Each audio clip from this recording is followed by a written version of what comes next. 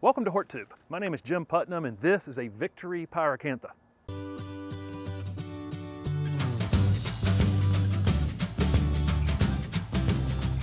I had actually already done the video on Victory Pyracantha. I'll link it in the description of this one where I go through all the details of this plant. Today I'm just planting this one in my yard and I wanted to show you where I was using it. I'm actually using it right up against my house and I'm actually going to leave it on this bamboo pole for now, but when it gets a little size to it, I'm going to end up building something so it can look like it's growing on my house without actually growing on my house. So I'm just going to have it espaliered and cover a little stick out spot where my gas log fireplace is. It's an awkward little narrow spot next to some turf. I think this will be absolutely perfect for it. You can see I'm in January. These berries are almost done now, but they've been persistent for months on here. It blooms in the spring. They're fragrant. They do not smell very good. I do not like the fragrance of Pyracantha at all. So if you ever see fragrant flowers, it's not very good, but they only last a few days. So it's very, very short-lived flowering on here. But when they're in flower, it's a kind of an odd smell. Super industrial plant. I won't have any problem with this. This is on the west side of my house. Very important fact. This plant will take that. When that sun comes over my house around noon, this plant's just absolutely going to fry until 8 or 9 at night in June. And there's just not many plants that will tolerate that. I had planted some nandinas along the side. I've got some crepe myrtles on that side, and now I have this Pyracantha.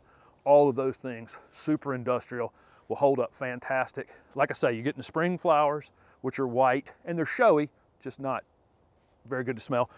And then you get these persistent red berries in the winter. Eventually, the birds will take these. It doesn't seem to be very high on their list because, you know, here they are, still sitting on here. It's been sitting in my driveway. I've got birds all in my yard, so it doesn't seem to be very high on their list, but they eventually will take them as they run out of options in the wintertime. It is thorny, but most of the thorns are down in the older interior growth, so as long as you're not grabbing a hold of it, no big deal. For those of you who watch my videos, you know I have clay in my soil here, and this plant's not a plant that's going to want to sit in water. It's super drought tolerant. Once it's established, I won't really have to do any ongoing watering on it.